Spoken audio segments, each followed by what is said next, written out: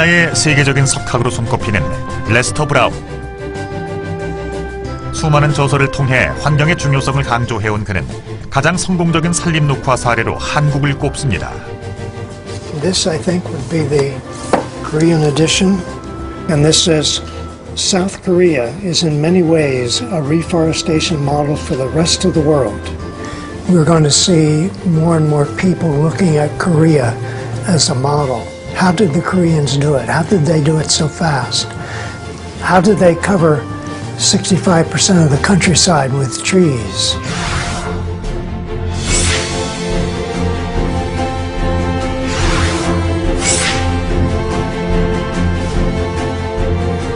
한국의 方たちが植林をされたっていうのは非常に素晴らしいことだと思います. 지금 세계적으로 경제 발전과 산림 녹화를 동시에 성공한 나라가 대한민국밖에 없어요.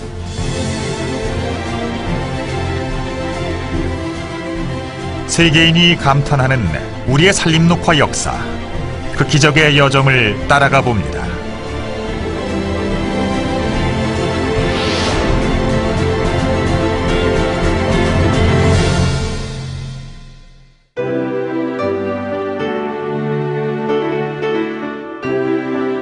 (1950년대) 대한민국은 사막지대를 연상케 했습니다. 풀한 폭이 눈에 띄지 않는 황폐한 땅과 헐벗은 산. 당시엔 전국 어디를 가나 비슷했습니다. 1헥타르당 심어진 나무의 총량은 지금의 20분의 1에 불과했고 국토의 절반 가까이가 벌거벗은 민둥산이었죠. 심지어 1969년 UN 보고서에서 한국 산림의 황폐도는 너무나 고질적이어서 도저히 어찌할 수 없는 상황에 이르렀다는 분석까지 나올 정도였습니다. 자, 과연 당시 우리의 산림이 그토록 극도로 황폐했던 까닭은 무엇일까요? 지금은 산림이 울창하지만 이곳도 대표적인 민둥산이었습니다. 도로가 그때 생긴 도로. 여기는 불파였습니다. 불파이고요. 아무가 없었대. 없었고 뭐 불나도 있어. 끌 것도 없었어요. 불날 것도 없었고. 고향 뒷산의 옛 시절을 기억하는 이들에겐 나무 한 그루도 예사로 여겨지질 않습니다. 이게 64년도 하는 거 아이가? 64년도 사망할 때 아이가? 야, 쏠기다 그래. 이 버리고 저 하나만 이거. 많이 굴렀다 이거.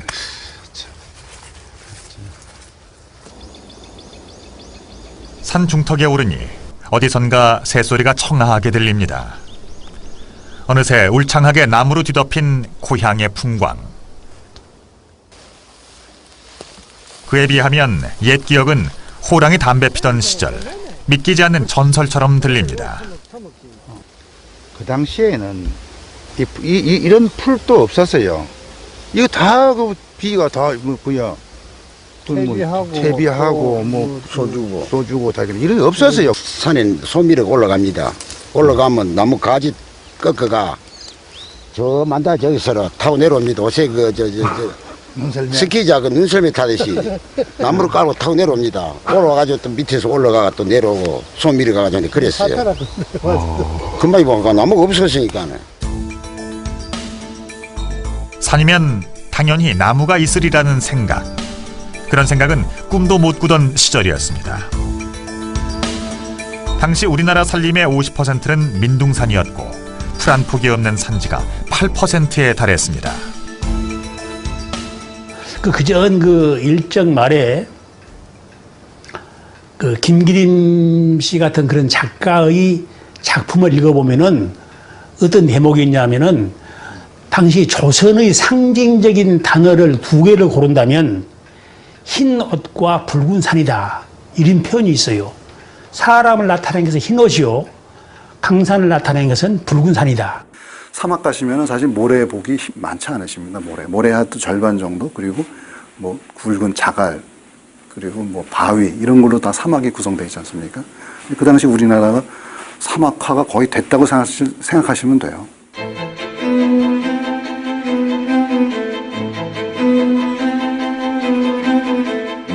사막화 직전의 메마른 산은 각종 재난으로 이어졌습니다.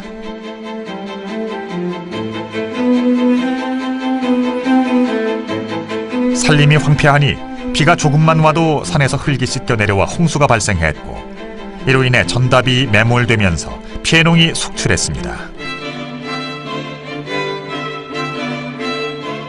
한국전쟁 이후 10년 동안 유실된 농경지가 제주도의 면적을 웃돌 정도였으니 민둥산, 그것은 가난을 더 가속화시키는 끔찍한 굴레였습니다. 그 조선왕조 시대의 기록을 보면은 우리나라의 홍수와 가뭄이 예전에는 보통 20년, 30년에 한 번씩 주기로 왔었어요. 이러던 것이 점점 10년, 5년, 그 다음에 해방 이후에는 2, 3년 만에 주기로 한발 아니면 홍수가 왔습니다. 가뭄 피해도 심각했습니다.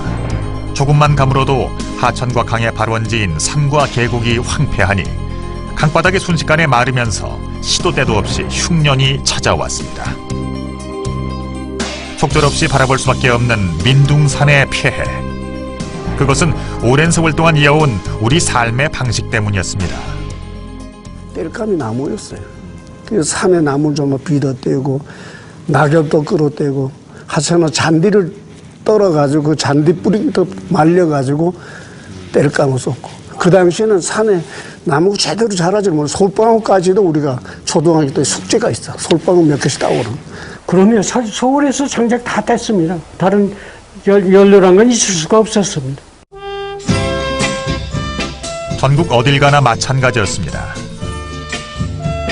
밥을 짓고 혹독한 겨울을 나기 위해선 뗄나무가 무엇보다 절실했습니다. 연탄이 있었지만 당시엔 부잣집에서라서는 귀한 연료였습니다. 뗄나무조차 귀했던 그때 그 시절.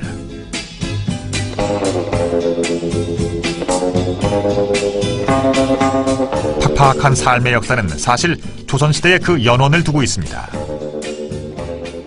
이런 자연 자원은 국가나 특정한 사람이 독점할 것이 아니고 온 만 백성이 공유하고 공동으로 이용을 해서 후생을 높여야 한다.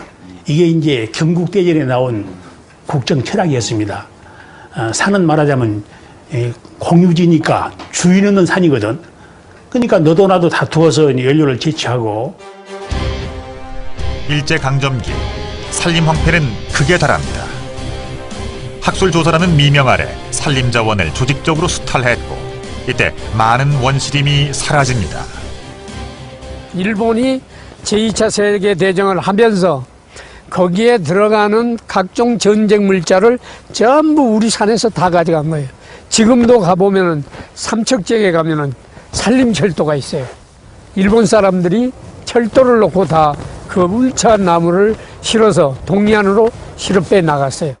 그때 이 남한 전발에 걸쳐서 그 불황면을 강제동원해서 모든 소나무 벌채에서 뿌리를 파헤쳐 가지고 그 뿌리에서 송탄유를 들여서 군사용 그 유류로 공급을 하는 바람에 그렇게 파괴를 해놓고 복구는 하지 않았기 때문에.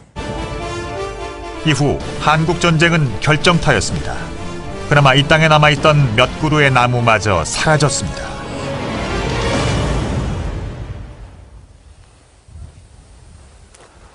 우리의 살림은 날이 갈수록 더욱 황폐해져 갔습니다. 겨울이 찾아오면 당장의 추위를 막기 위해 땔감을 산에서 구할 수밖에 없었고, 그 후유증은 물난리와 물 부족 현상으로 이어져 폐농이 속출하고 국민들은 끊임없는 식량난에 시달려야 했습니다. 국토 전체가 사막화돼가고 나무 한 그루가 아쉬웠던 그 시절, 나무 심기는 생존이 걸린 문제였습니다. 유엔부에서는 이번에 우리 국토의 한발과 수해를 방지하는 길인 사방사업 촉진 5개년 계획을 세우고 이대 동문각학에서는 두 손을 높이 드시면서 우리는 지금부터 우리 몸은 헐벗은 한이더라도 우리의 강산에 옷을 입혀 아름다운 강토를 자녀손손에게 물려주도록 사방사업의 중요성을 강조하셨습니다.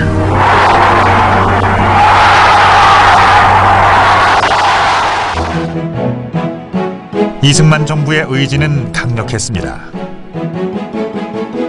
절박한 상황을 극복하기 위한 해법으로 나온 일명 밀가루 사방. 즉 당시 구호물자였던 밀가루를 일당으로 지급하며 나무 심기를 독려했습니다.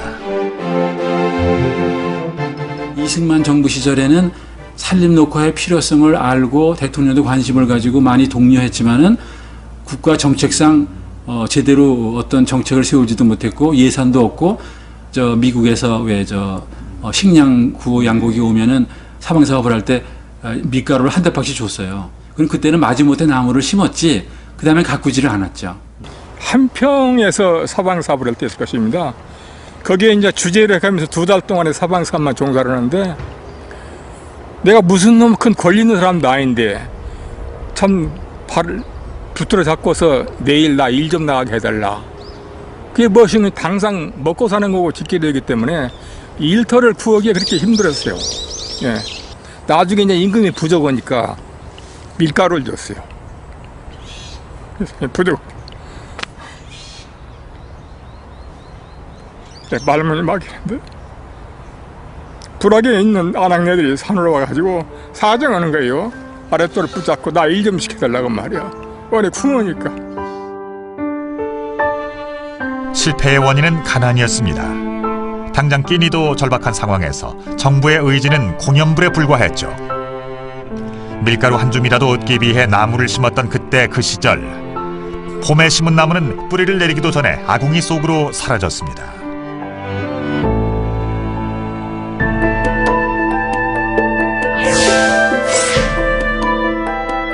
생계형 도벌도 만연했습니다.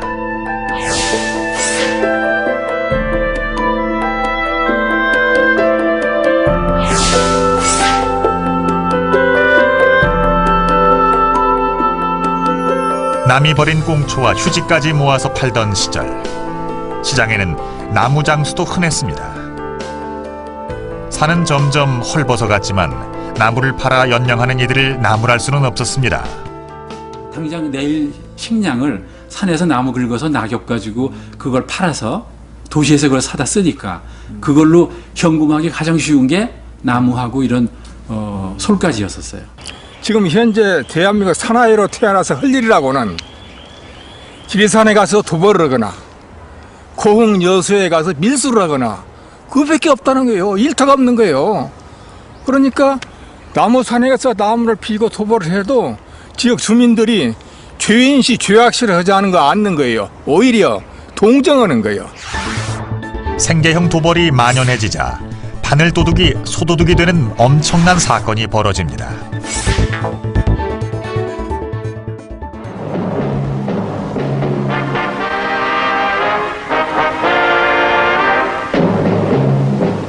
산림녹화 운동이 범국민적으로 펼쳐지고 있는 이때 울창한 수목으로 뒤덮인 지리산에서는 도벌 행위가 성행해서 크게 비난을 받고 있습니다. 박 대통령의 특별 지시를 받은 치안국에서는 전국에 걸쳐 강력한 단속을 실시, 인간 송충의 소탕전을 벌이고 있는데 쉬쉬하던 사건은 지리산 작전도로를 개설하던 한 장교가 도벌 현장을 보고 분노한 나머지 청와대에 진정서를 제출하면서 불거지기 시작했습니다. 보고를 받은 박정희 대통령은 철저한 진상조사를 지시합니다. 단호한 조치가 시급한 상황이었습니다. 아침 5시쯤 경비전화가 저한테 왔어요. 근데 저희 집은 경비전화가 있었어요. 근데 뭐라고 하는 거니? 내일 아침 병력 150명이 너희 군으로 간다. 이제 대통령이 보셨던 전염사 9,854리방 허가한데 그거는 막 넘어졌으니까 이것이 과벌한 것 아니냐. 허가는 언제는 아는데 과벌 여부를 넘어진 나무를 상대로 검척을 하는 거예요. 잣대로 재봐라. 그때 추럭으로 한 대 실렸는데 몇 리방을 실린 거니? 6리방입니다. 기준이 6리방. 근데 9,854리방이니 얼마나 많은 숫자입니까? 그걸 다 재라 이거요. 잣대로 말이야. 예. 그 짓을 했어요. 합법을 가장한 권력형 도벌도 만연해서 국회 진상조사위원회까지 구성됐습니다. 그때 구분의 산림계장이 10명이 있는데 그중에 살아남은 사람이 2밖에 안 됐어요. 다 들어갔어요. 그 수특이랄까 우리 군뿐이 아니에요. 지리산을 주축으로 해서 경상남도 하동, 함양권방, 또 전라북도 남원권방, 우리 구례, 광양 이쪽에서 전부 그 사건이 입건되어서 처리된 사람이 400명이었습니다. 사실 도벌은 혁명정부가 밀수, 마약, 깡패, 사이비 기자와 함께 사회 5대 악으로 규정하고 강력한 제재를 가했던 주요 단속 대상이었습니다. 사막화의 문턱에서 정부는 한 걸음도 양보할 수 없었습니다. 최초의 살림법이 제정된 것도 이때. 이승만 정권 12년 동안에 살림법을 못 만들었어요. 이거를 그 군사 정권이 들어서자마자 12월 27일 날 살림법을 발표했어요.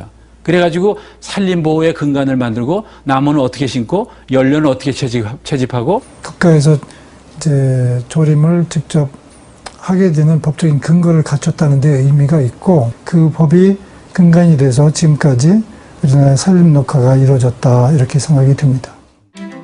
박정희 대통령의 의지는 서독 방문길에 더욱 굳건해집니다. 지리산 도벌 사건을 해결하기에도 바빴던 그해 12월의 서독 방문. 2차 세계대전 이후 불과 20여 년 만에 경제의 부흥과 울창한 산림의 재건을 이룩한 서독의 모습은 박정희 대통령에게 충격으로 다가왔습니다. 우리는 언제 저렇게 될 수 있겠는가? 우리 산이 푸르게 변할 때까지 다시는 유럽 땅을 밟지 않겠다.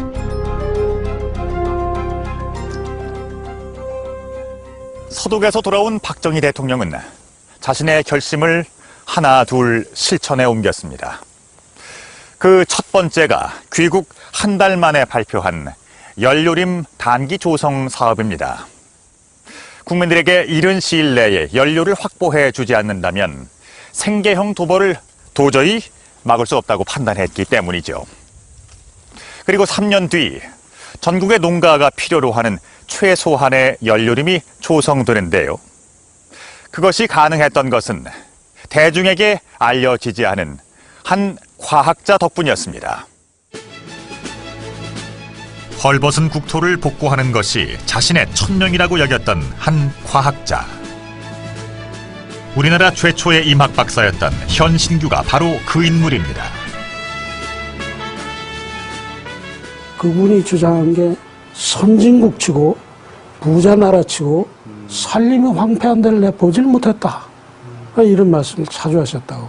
그래서 우리가 우리나라가 잘 살려고 그러면은 우선 산림이 울창해야 되겠다. 이게 이제 우리 현신규 박사님이 개발하신 리기테다라는 잡종 소나무입니다.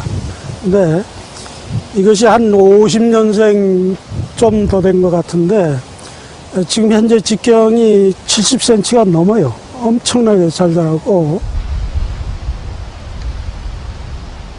저 리기테다하고 똑같이 심은 똑같은 해에 심은 건데 이거는 리기다 소나무입니다. 리기다 소나무를 비교하기 위해서 심은 건데 요거는 지금 직경이 한 3cm 조금 넘는 정도예요. 그래서 우리가 이걸 두 나무를 비교를 해볼 적에 인목육종에 의한 효과가 얼마나 큰지를 우리가 생생하게 이 두 나무를 비교함으로써 볼 수가 있는 것입니다.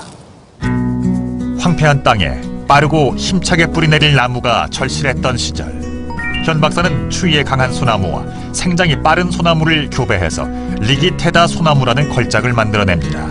그리고 그의 걸작품은 외교 분야에서도 탁월한 공을 세웁니다. 62년도에 미국 정부에서 한국이란 나라가 정정도 불안하고 경제 발전도 못하고 그러니 경제할 가치가 원조할 가치가 없다. 이래가지고 원조를 삭감하는 안이 올라갔어요. 원조 삭감안이 상정되자 알렉산더 와일리라는 한 상원 의원이 보고서를 제출합니다.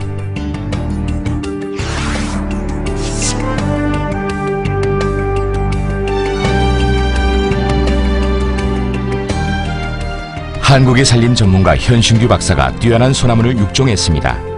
그 나무는 빨리 자라고 훌륭한 목재를 생산합니다. 무엇보다 중요한 것은 미국의 소나무와는 다르게 추운 날씨에도 잘 자랍니다. 한국이 그런 나라가 아니다. 그러면서 봐라. 리기테다 소나무가 한국에서 개발돼가지고 우리나라에 들어왔는데 일리노이와 이 미시간주의 탄광 폐석지를 녹화하고 있다. 근데 이 리기테다 소나무는 우리가 준 원조 자금으로 현신규 박사가 개발한 것이다. 그러니까 원조가 헛된 것이 아니라는 것을 서류를 가져나 증명을 해가지고 그걸로 인해서 그 원조 삭감안이 부결이 됐어요. 현신규 박사. 그에게 필생의 철학은 산림 부국론이었습니다. 일찍이 산림의 가치를 깨달은 현신규 박사는 우리나라 산림 6종의 학문적인 기반을 마련하는 데 평생을 바쳤습니다. 그의 놀라운 연구 성과는 해외에서도 이름을 떨칩니다. 1970년대 뉴질랜드는 포플러 나무의 낙엽병으로 골치를 앓고 있었습니다. 그런데 이 고민을 해결한 것이 바로 현 박사가 육종한 은수원 사시나무. Yes, so we imported those into New Zealand, or they would be sent to us from Dr. Hyun. 현 박사는 나무를 보내면서 새로운 이름도 지어주었습니다. 그 여기란 말도 여기산에서 따온 거예요. 그 소스가 어디냐 우리한테 물어봐. 이게 원래 글렌들로사 지진청 뒤에 수원사시가 여기산에 있는 거다. 이렇게 얘기해서 우리가 여기라고 이렇게 써줬어요. 은수원 사시나무는 수원의 여기산이 고향인 수원 사시나무와 은백양 나무의 장점만을 취해서 개량한 수종입니다. 이 나무는 낙엽병으로 죽어가던 뉴질랜드의 나무들을 대체하며 여기라는 한국의 이름을 널리 알립니다. One of the first two poplar clones that were rust resistant that we could safely say you can plant this out on the slopes and it won't be killed by the rust. So that was our good news story of Yogi Poplar and Dr. Hyun. 은수원 사시나무는 우리나라의 산림 황폐화 해결에도 공을 세워 현 박사의 성을 따 현 사시나무로도 불려지게 됩니다. 나무를 위해 평생을 바친 현신규 박사. 또한 그의 헌신은 민족이 살아갈 터전을 마련하기 위한 것이기도 했습니다. 현신규 박사님의 그 생활 철학과 그 애림 사상을 우리가 볼 수 있는 그 구절을 제가 소개해드리면 그분이 직접 쓰신 그 유고 속에 이런 구절이 있습니다. 조림이 곧 애국하는 일이요. 가꾸고 육림하는 일이 곧 애국이 결실을 맺는 일이다. 산에서 일하다가 살이 찢어지고 피가 나와도 나라와 교례를 위하여 참고 희생하는 일. 세상이 알아주지 않고 박봉에 굶주리는 생활도 나라와 교례에 먼 앞날을 위하여 참고 봉사하는 일. 이것이 곧 조림과 육림하는 길이며 이러한 정신으로 국민 전체가 무장되어 있을 때 그 나라와 그 결에는 쇠퇴와 몰락이 있을 수 없다.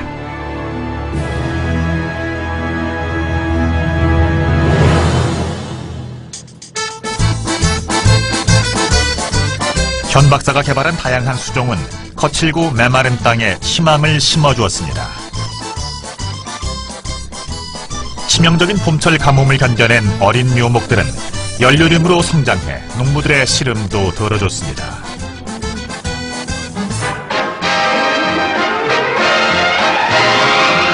국토 보전과 산업 발전의 기반이 되는 산림 보호 육성을 더욱 강화하기 위해 1월 9일 산림청이 새로 발족했습니다. 연료림 단기 조성 사업이 성과를 보일 무렵 박정희 정부는 산림청을 신설하고 산림 녹화에 박차를 가합니다. 농지도 좋고 공업도 좋은데 그 산이야말로 우리 국토의 지붕이다. 지붕을 세워야 이제 비바람을 막은 다음에 거기다 안방도 꾸미고 부엌도 꾸미고 이렇게 하듯이 한 나라도 먼저 지붕이라 할 수 있는 산림을 꾸며놓은 다음에라야 농지도 온전하고 공장도 온전하고 다른 산업 발전도 다 온전하게 된다. 전 국토의 대대적인 개혁을 단행한 것도 바로 이때. 자연자원 보호를 위해 국립공원과 그린벨트를 지정하고 건축과 개발에 엄격한 제한을 가합니다. 당시 지정된 보호구역의 면적은 전 국토의 13%에 달했습니다. 71년도에 그린벨트 제도, 개발제한구역 제도를 신설했어요. 이게 세계적으로 영국하고 카나다하고 우리나라밖에 성공하지 않았다는 건데 전 세계에 다녔을 때 산 중턱 이상의 이런 그 별장이 없는 나라는 우리나라밖에 없어요. 여러분 선진국에 가면은 산 꼭대기나 중간에 개인 별장이 많아요. 중간중간에. 우리나라는 전혀 없죠. 저 산자락에 현재 국립공원과 그린벨트는 생태계 보존, 홍수 조절, 대기 정화, 그리고 요즘 세계적인 관심사인 이산화탄소 감축에도 큰 몫을 하고 있습니다.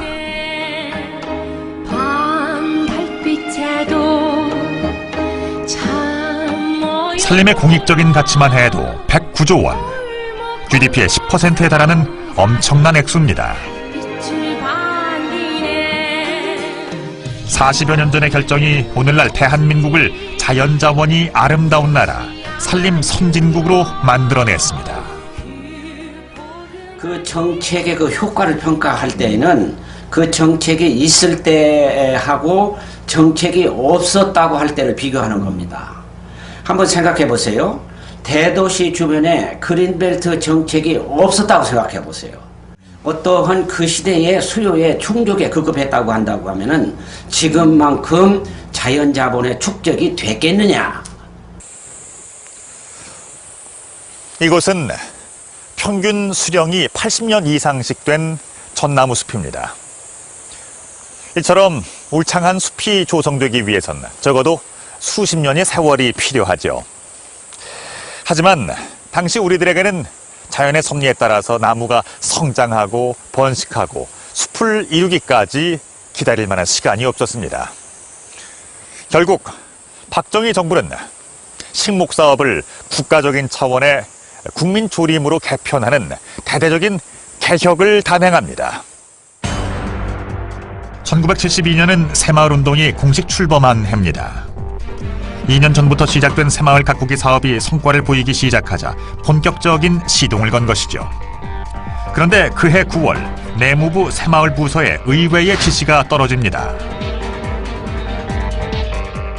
갑자기 새마을 부서에 저 경상북도와 경상남도 도계에 그 아주 험한 헐벗은 산이 수혜를 입고 있는데 이 지역에 대해서 특별 사방을 새마을 부서에서 해보라고 하는 특명을 받게 됐어요.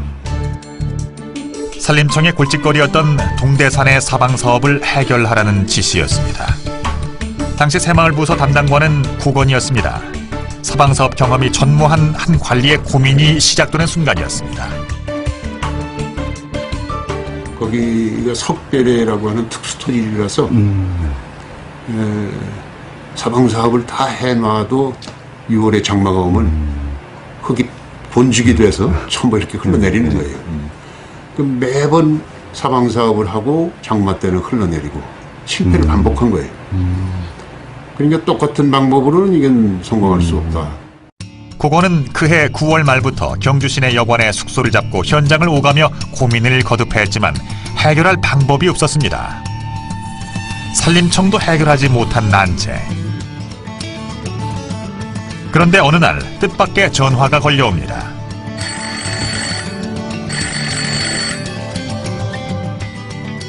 이 얘기를 전해들은 부산에 있는 어느 전문대학교 토목공학과 교수가 저를 찾아와서 거기에는 일반 사방공법은 안 되고 특수사방공법을 해야 한다. 기본 원리가 뭐냐면은 사방선지에 물기를 잡아주는 이 물기를 아주 가느다란 철근이 들어간 콘크리트 수로로서 물기를 잡아주는 특수공법이었어요. 네. 그래서 그때는 제 이름도 모르고 그래서 우리들끼리 심줄박기라고 그랬습니다. 그 즉시 국원은 콘크리트 수로를 설치하는 일명 심줄박기 공법을 현장에 적용했습니다. 결과는 성공적이었습니다. 10년 넘게 실패를 거듭했던 사방 사업이 결실을 본 것입니다.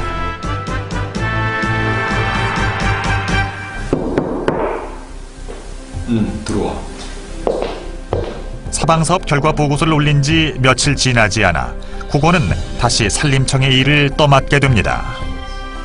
청와대 봉황문의가 있는 메모지가 있어요. 거기 직접 친필로 쓰신 제 내무장관 귀하 제1차 국토조립 녹화 10개년 계획을 수립 보고할 것 대통령하고 사인했는데 이제 그 특별 지시를 받은 후 제가 2달 동안 전국의 산지를 찾아다녔어요. 또 임업 기술자도 와서 면담도 하고. 산림청의 도움을 받아 키트를 마련하고 골격이 갖추어진 계획안은 완성과 동시에 다음날 청와대 관계장관 회의에서 발표하라는 지시가 떨어집니다. 그 보고할 때 4시에 연락을 받았는데 내일 아침 10시에 보고하라고. 예. 그래서 그 차트 잘 쓰는 차트사가 있어요. 그 사람이 밤새 썼어요. 근데 한 100여 장이 되니까 100여 장이면 밤을 꼬박 세워도 모자란 분량입니다. 마지막 장을 쓰고 나니 발표 시간이 임박했습니다.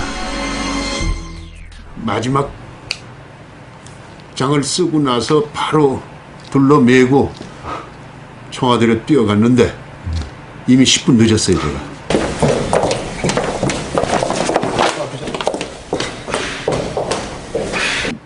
대통령을 비롯해서 총리 관계 장관들이 모두 나를 기다리고 있다가 차트를 짊어지고 들어온 나에게 시선이 전부 집중이 되는 거예요. 그게 얼마나 떨렸겠어요. 그 이제 차트를 내가 직접 걸고 그리고 이제 한 장 한 장 남기면서 이제 설명을 하는데 그 조립 녹화의 3대 원칙 방향을 설명하니까 아 이건 분위기가 좀 달라졌어요. 며칠 후 국토조립 녹화 10개년 계획은 민둥산의 자연재해까지 다스리겠다는 정부의 의지를 담아 치산 녹화 10개년 계획으로 변경됩니다.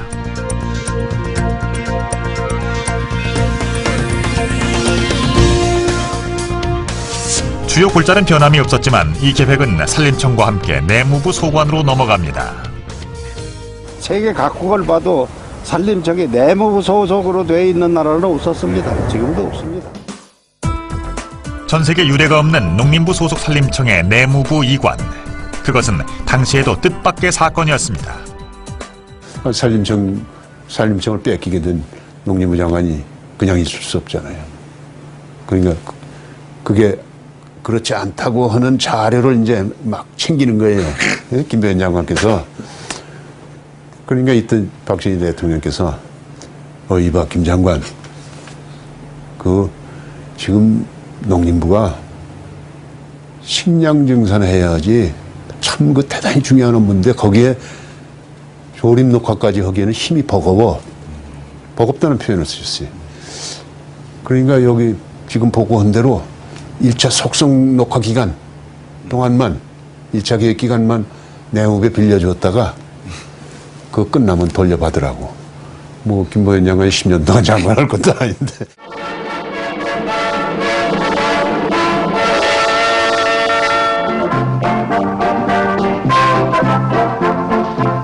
푸른 강토를 만들기 위한 지산 녹화 10년 계획에 따라 전국에서 나무 산림청 내무부 시대가 열리면서 국민조림이 주요 골자였던 치산 녹화 계획은 내고장은 내가 가꾼다는 새마을 정신에 힘입어 자연스럽게 국민적인 동의를 얻습니다. 내무부의 지방행정권과 경찰권도 치산 녹화 계획에 힘을 실어줍니다. 산림청의 위상이 달라진 것이죠. 우선 내무부의 행정조직이 전국에 있잖아요. 산림청은 서울에만 본부가 있지 지방 조직이 하나도 없어요. 그러니까 지시를 해도 따라올 사람이 없어요. 그러니까 내무부를 조직을 이용하면 각 시군에 그런 그 산하 기관이 있으니까 지시를 하면 다 전국이 다 먹혀 들어가죠. 그래서 이제 청장님이 출장을 가신다고 가시면은 헬기 출장을 꼭 가세요. 산 꼭대기에 헬기장을 딱 만들어 놓고 거기 내려요. 그러면 그때 우리 청장님 위상이 어느 정도냐면 내가 간다 그러면 시장 군수가 거기 관할 경찰서장이 산 꼭대기까지 땀을 뻘뻘 흘리면서 올라오신다 보네. 산림청에서 필요로 하는 것은 최대한 지원을 아끼지 않았던 시절. 산림 공무원들이 조랑말을 타고 다니는 색다른 풍경도 등장했습니다. 발빠른 산림사범 단속을 위해서였습니다. 당시 조랑말 순찰대는 산림 행정력과 치안력의 강화를 의미했습니다. 그 당시 보호과장이 항공 통제권, 항공 운영 통제권, 그 다음에 이제 사법경찰관 지휘권, 이런 거 일반적 행정이 있고, 이 때문에 일개 서기관 그 과장 쳐놓고는 내용적으로 상당히 센디했어요. 그만큼 책임도 많았지만 말이에요. 이제 그런 업무를 할 때 내무부 덕이라고 하는 것이 워낙 수월하게 힘을 줘주었다. 당시 산림 녹화의 어려움 중에 하나는 사후 관리였습니다. 산에 아무리 나무를 많이 심어도 제대로 뿌리를 내리는 활착률은 70%에 불과했습니다. 그래서 생겨난 것이 건목. 직수만 하는 것이 아니라 자라는 과정까지 살피기 시작합니다. 74년도에 심은 나무가 전국에 13만 헥타에 2만 7천 개소예요. 몇 번을 심었냐면 3억 1천만 번을 심었어요. 이것을 심은 나무 하나하나를 현지 확인, 소위 건목이라고 그랬어요. 검사예요. 활착 검사. 활착이 됐는지 그 건목을 통해서 활착을 확인을 하고, 그 다음에 또 사후 생육 상태까지 계속해서 지속적으로 육림 책임 관리를 하도록 한 거예요. 그러니까 그 3억 1천만 번의 나무를 한 나무 한 나무 매목 검사를 하고 사후 관리를 점검했다, 현지 점검을 했다, 이런 걸 생각해 보세요.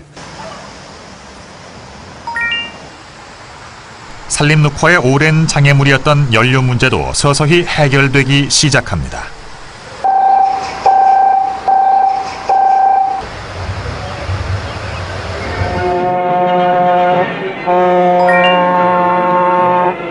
강원도 탄광지대에 정선선이 개통됩니다. 당시 유일한 대체 연료였던 석탄의 원활한 수송과 공급을 위해서였습니다.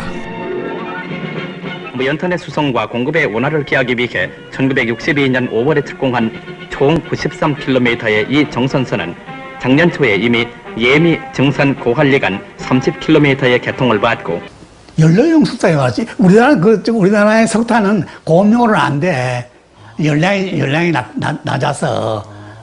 그래서 처음부터 가정 수요를 해가지고선 개발을 시작한 거예요. 1973년도에는 태백선까지 완공되면서 우리나라는 한 해 1200만 톤의 연탄을 생산할 수 있게 됩니다. 1200만 톤이면 전국이 장작을 전혀 쓰지 않고 취사나 난방을 해결할 수 있는 양.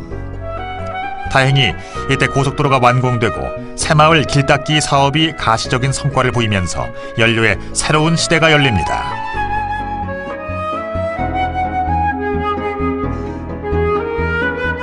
연료의 세대 교체는 연료만 바꾼다고 해결될 일이 아니었습니다. 연탄 보급을 촉진 정착시키기 위해 연탄 규격의 표준화와 주택 개량 사업까지 국가적인 차원의 지원이 이루어졌습니다. 아궁이를 어떻게 표준하느냐, 그다음 구두를 어떻게 표준하느냐, 이제 이 모든 것이 정부의 지원 밑에서 이루어지고요. 아궁이 개량, 그리고 주택 개량 형태로 건너가게 됩니다. 또한 농가 소득을 올리기 위해 양묘 사업을 실시했습니다. 가난이 그 뼈저린 원인이었던 산림 황폐화, 그것을 근본부터 뿌리 뽑기 위해서였습니다. 그리고 양묘 사업은 농가 소득은 쌀이라는 공식을 깨뜨리고 농업의 발상의 전환을 꾀하는 계기가 되기도 합니다.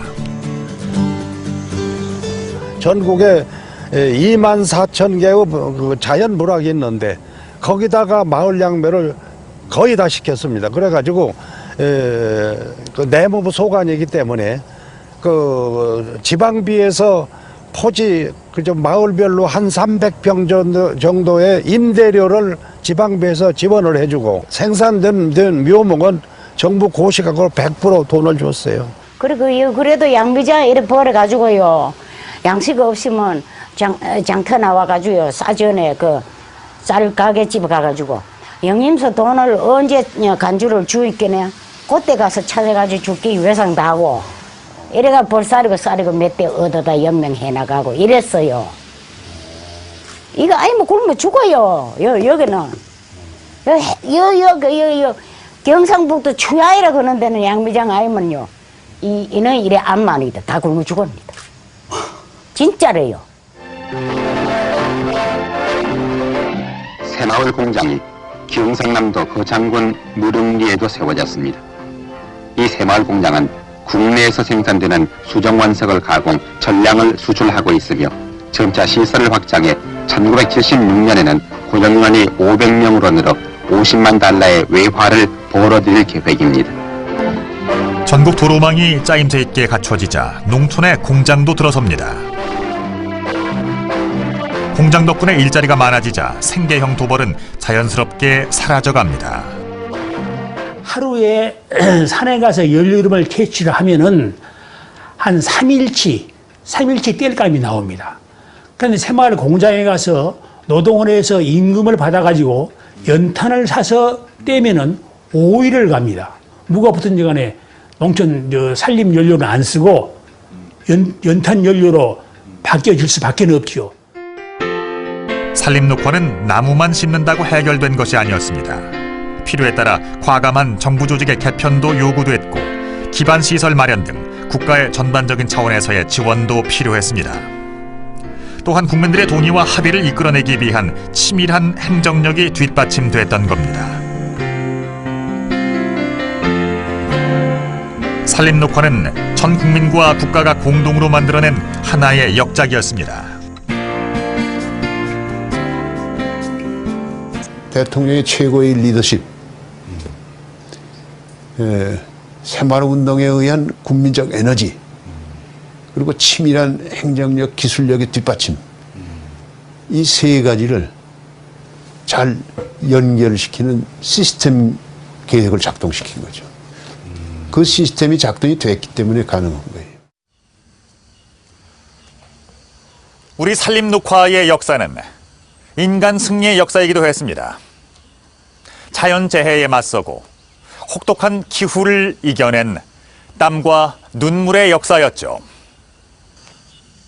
민둥산에 단 1%라도 희망이 보이면 지푸라기라도 잡는 심정으로 산으로 향했던 사람들. 그 사람들 가운데는 지금 당장 눈앞의 이익이 아닌 미래의 후손들을 위해 자신들을 희생한 이들도 있었습니다.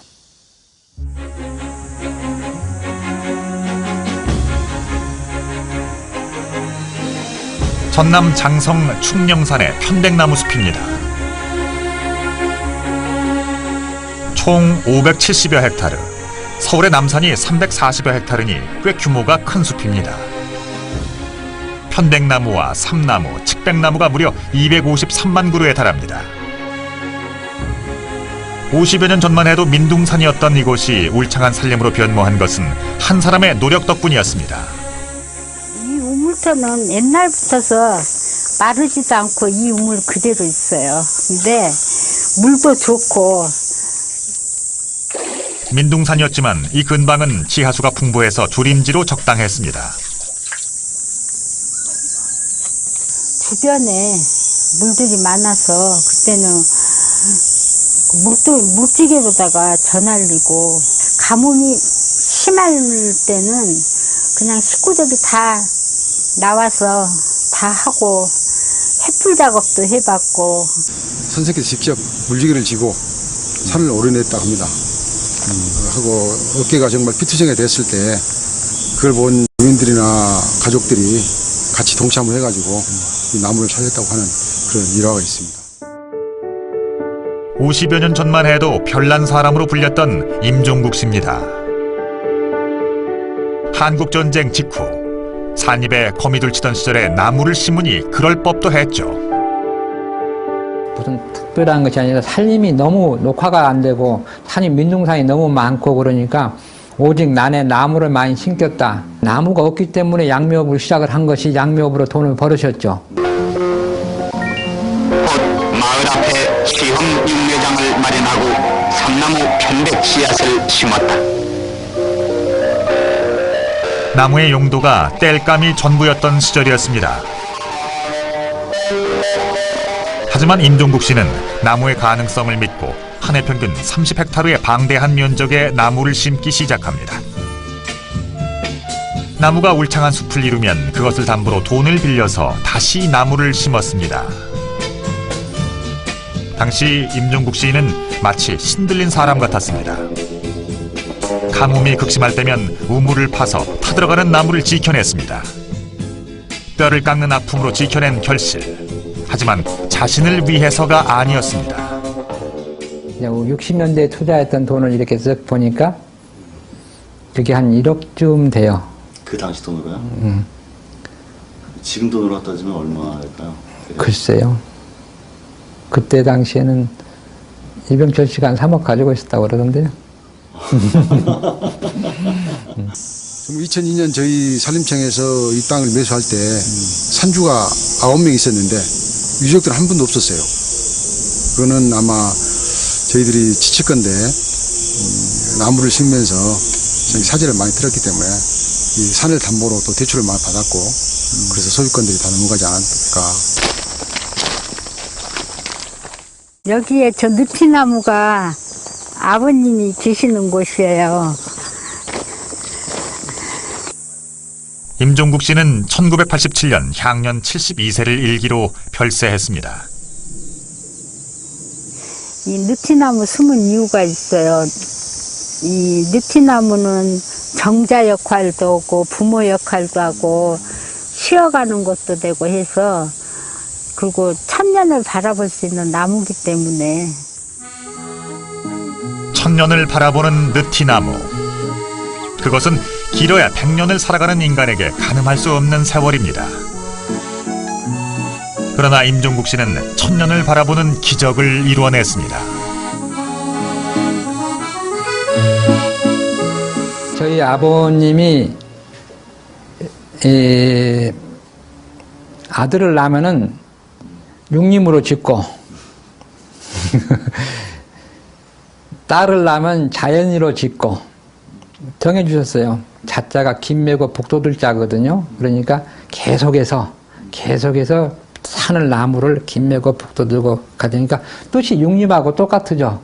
딸이니까 딸을 해서 임육림으로 질 수가 없어서 임자연으로 지었죠. 그렇죠. 그런 뜻이고.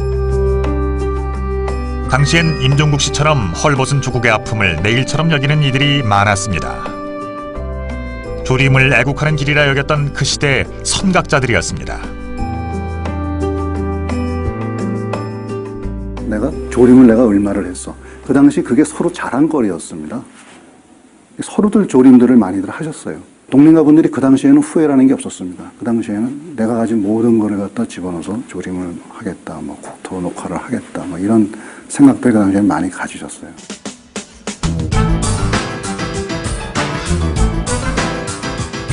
범국민적인 도전. 그러나 시도를 거듭해도 풀리지 않는 숙제가 하나 있었습니다.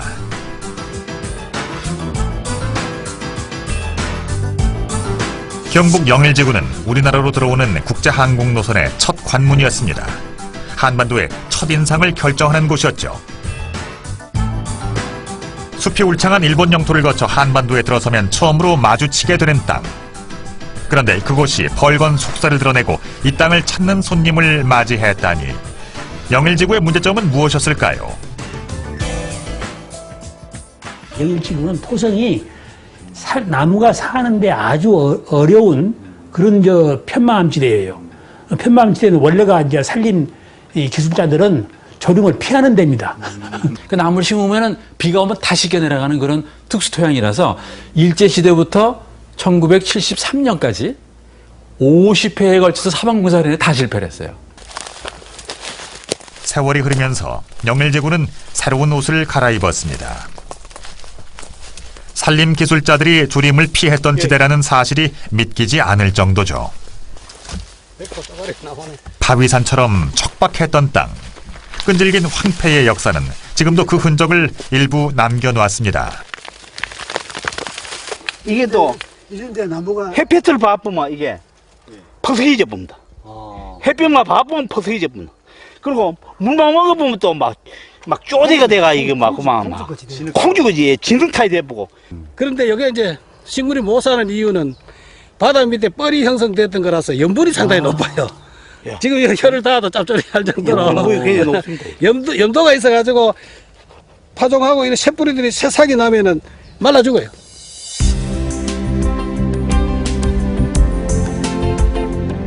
복구 불가능 판정이 내려졌지만 포기할 수는 없었습니다.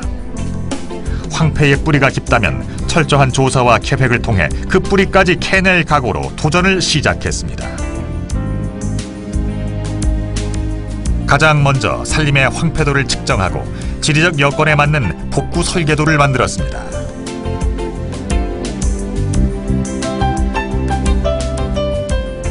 설계도에 따라 흙과 모래가 흘러내려가지 않도록 가파른 산을 계단식으로 정리하고 토사 유실을 방지할 수 있는 기초 작업을 했습니다.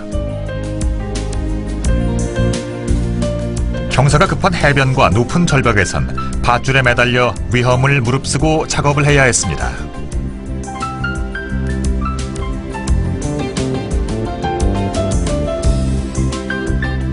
이런 작업은 현대 장비나 중장비를 사용할 수 없어서 일일이 사람 손을 거쳐야 하는 어려운 공사였습니다. 내뿐 아니고 그때 당시에는 참 너무 막힌 사력을 다해서 아주 열심히 했어요. 지금 해라면 아마 그래 뭐 할게요. 지금 젊은 사람 못하죠. 지금은 내가 젊을 때도 그래 해라면 뭐 할게요. 산꼭대기에서 지금 거의 뭐 특수부대 대원식으로 그냥 몸에다가 밧줄 하나 묶고 내려가서 작업들을 하시거든요. 지금 누가 하시겠습니까?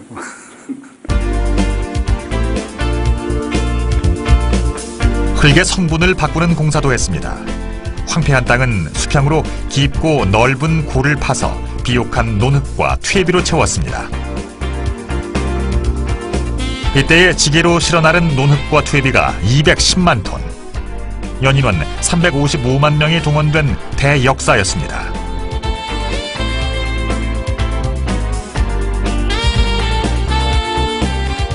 장갑 보세요. 이 손 다 떨어지는 거 보세요. 이렇게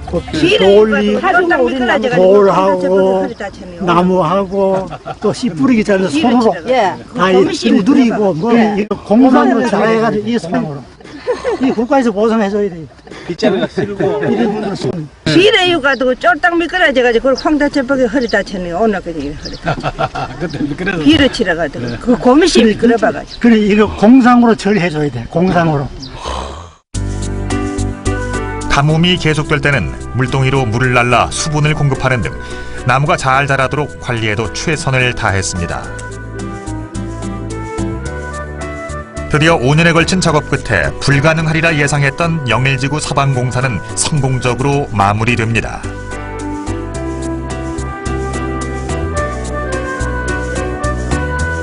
황폐지 면적이 여의도의 8배, 소요 예산이 38억 원에 달하는 한국 사방사업 역사상 최대의 혈투였습니다.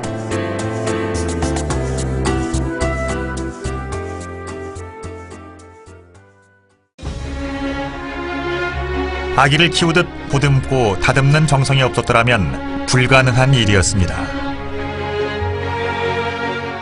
땀과 눈물과 애정이 어린 맨손의 역사.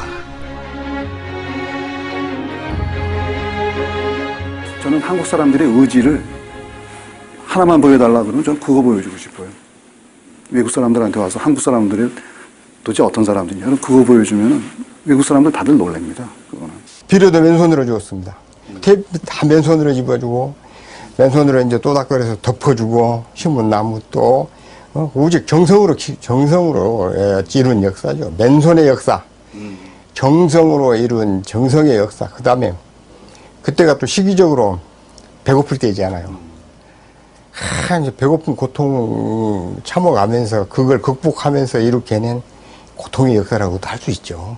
선배들이 해놓은 거에 대한 걸 우리가 고마워해야 될 것 같아요. 숲을 가꿔 나간다는 거는 그냥 농사 짓는 것처럼 뭐 1년에 끝나는 게 아니라 뭐 60년, 100년 이렇게 보는 거거든요. 그래서 사실은 사람들이 관심을 덜 가질 수도 있고 또 어떻게 보면 효과도 잘 안 나타나고 그런 건데 굉장히 중요한 문제거든요. It was a remarkable success story. And I hope this film you're doing on it is shown outside of Korea because that's where it's people in other countries that have to understand what has happened. There have been so many reforestation programs that have failed.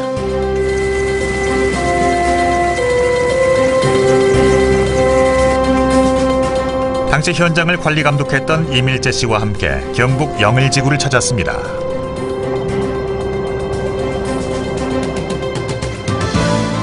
어린 묘목은 어느새 거목으로 자라서 울창한 살림을 이루었습니다.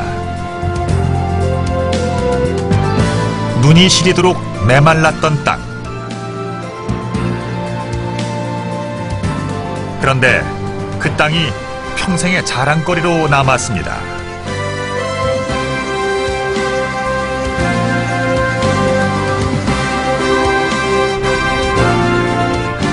지금도 믿기지 않는 기적입니다.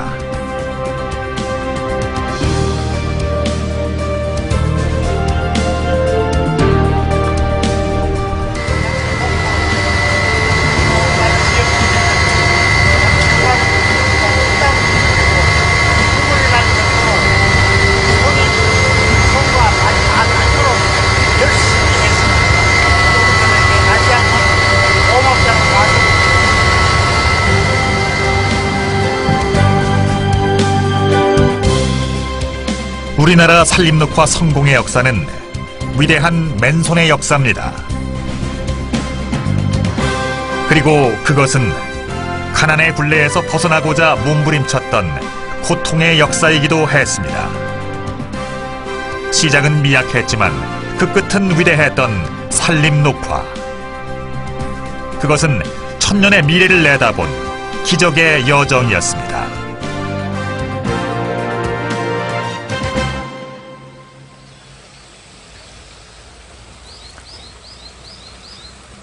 오랜 세월 민둥산을 마치 숙명처럼 여겨왔던 우리 국민들에게 산림녹화는 이룰 수 없으리라 생각했던 과제였습니다. 하지만 불과 50여 년 남짓 우린 흙과 묘목을 지게에 지고 산 꼭대기까지 올라가 맨손으로 나무를 심고 흙을 덮어주는 지극정성으로 산림녹화의 기적을 이루어냈습니다. 민둥산의 기적.